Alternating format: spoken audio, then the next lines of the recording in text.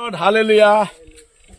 আপোনালোকক এটা ভাল খবৰ দেখাও দেই হেকৰ সময়ৰ ভাল খবৰ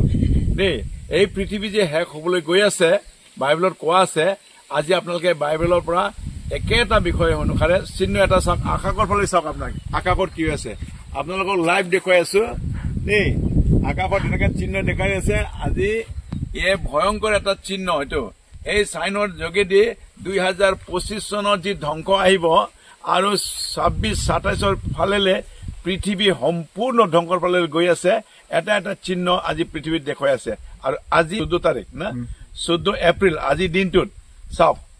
যোৱা 12 তাৰিখত ইজৰাইলত ইহুদীবিলাকৰ পৰ্ব এটা হৈছে আৰু এই পৰ্বটো হ'ল তেওঁলোকৰ কাৰণে ইজৰাইলক পবিত্ৰ কৰাৰ এটা পৰ্ব আছিলে আৰু সেই পৰ্ব যেতিয়া তেওঁলোকে পালন কৰিলে সেই পৰ্বৰ পালৰ পৰাই এতিয়া পৃথিৱীৰ শেষ হোৱাৰ চিহ্ন 14 তাৰিখত এই চিহ্ন পৃথিৱীত দেখা যায় সূৰ্যৰ আগত কাৰণ বাইবেলত আছে সূৰ্য চন্দ্ৰ সকলো অন্ধকাৰ হৈ যাব আজি সূৰ্যক বান্ধা আৰম্ভ কৰিছে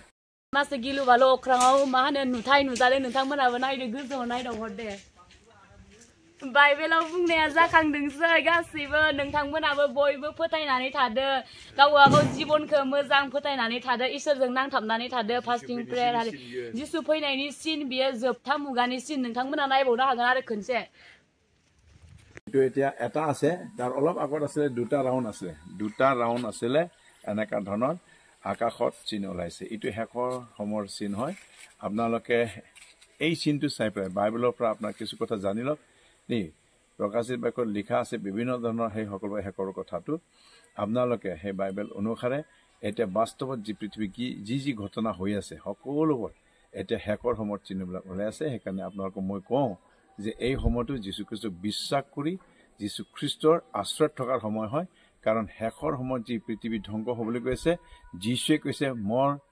মনোনীত সন্তানসকলক মই বচাম সেইকাৰণে এতিয়া এই সময়টো আমি প্ৰভুৰ মনোনীত লোক সন্তান হ'বলৈ কাৰণে নিজক যত্ন কৰা সময়টো হৈছে ভাবে নল'ব আপুনি এইটো হেকৰ সময়ত বাইবেলত কোৱা কথা অনুসাৰে এইটো আমাৰ কাৰণে এটা প্ৰভুৰ আগমনৰ এটা চিহ্ন হয় সেইকাৰণে আপোনালোকক আকৌ এবাৰ চাবলৈ দিছোঁ আপোনালোকে চাওক আৰু আপোনালোকে প্ৰভুক বিশ্বাস কৰক চাওক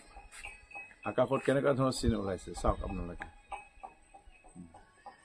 দেখিছে সেইকাৰণে আপোনালোকে বিশ্বাস কৰক মই সকলোকে আপোনালোকক আজি হেকৰ সময়ত মন পালন কৰিবৰ কাৰণে প্ৰভু বিশ্বাস কৰিবৰ কাৰণে আপোনালোকে এই বাৰ্তা মই আনিলোঁ যীশুৰ নামত আমেন প্ৰেইজ দ্য লৰ্ড